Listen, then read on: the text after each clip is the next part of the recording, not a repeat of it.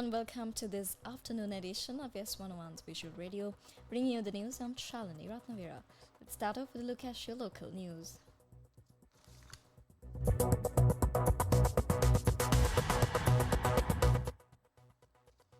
Minister of Public Security Anand Vijaypala announced that steps are underway to repatriate several high-profile organized crime suspects, including Kehelbadra Padmi, who were recently arrested in Indonesia.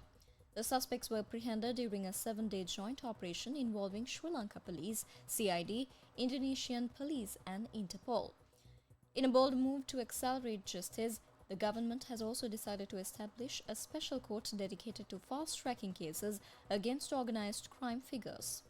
Minister Vijaypala stated, quote, "We are committed to ensuring swift legal action against those who have terrorized our communities," end quote. The crackdown is part of the National People's Power government's broader initiative to restore the rule of law and eliminate the long-standing political protection enjoyed by criminal networks. Moving on to more local news, Sri Lanka's Minister of Public Security Anand Vijaypala announced the arrest of 5 notorious organized crime leaders in a joint international operation.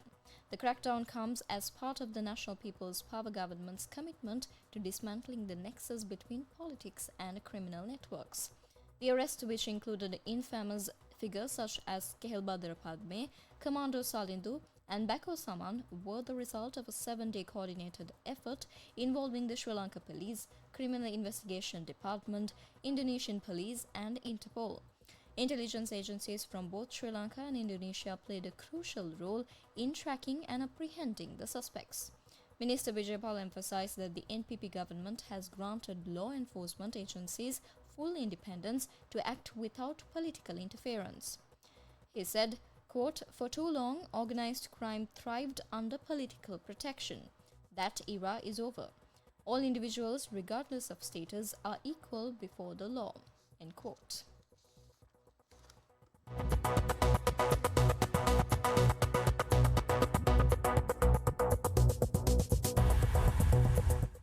In more local news, health authorities in Sri Lanka are raising alarms over the growing threat of heart attacks, which continue to be the leading cause of death both globally and locally. According to medical experts, between 30% to 40% of individuals who suffer a heart attack die at the moment of onset, underscoring the urgency of early detection and immediate medical intervention. Dr. Sampath Vittanavasam, chairman of the Sri Lanka College of Cardiology, emphasized the critical nature of timely treatment. He explained, quote, "In cases of severe heart attacks where coronary arteries are completely or nearly completely blocked, heart muscle begins to die within 20 to 30 minutes. This process can continue for up to 12 hours and in some patients even less. If a patient arrives at the hospital 24 or 48 hours after the onset, the damaged heart tissue cannot be revived." End quote. He urged the public to seek medical attention immediately upon experiencing any symptoms related to heart disease, as delays can be fatal.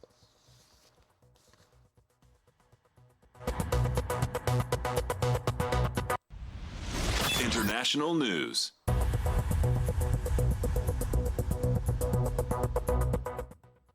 In international news, President Donald Trump's administration moved today to impose stricter limits on how long foreign students and journalists can stay in the United States, the latest bid to tighten legal immigration in the country. Under a proposed change, foreigners would not be allowed to stay for more than 4 years on student visas in the United States. Foreign journalists would be limited to stays of just 240 days, although they could apply to extend by additional 240-day periods. The United States, until now, has generally issued visas for the duration of a student's educational program or a journalist's assignment, although no non-immigrant visas are valid for more than 10 years.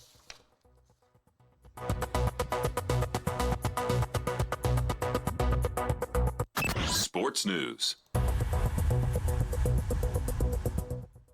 And finally, in sports, India's bid to host the 2030 Commonwealth Games has been approved by the country's federal government, which hopes staging it will benefit local businesses and inspire a new generation of athletes.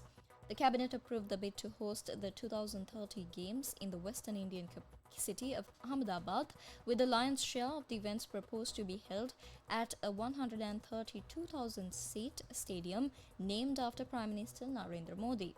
The government also gave its approval to sign the host collaboration agreement along with the required guarantees from concerned ministries, departments and authorities, and sanction of required grant in need to Gujarat government in case the bid gets accepted.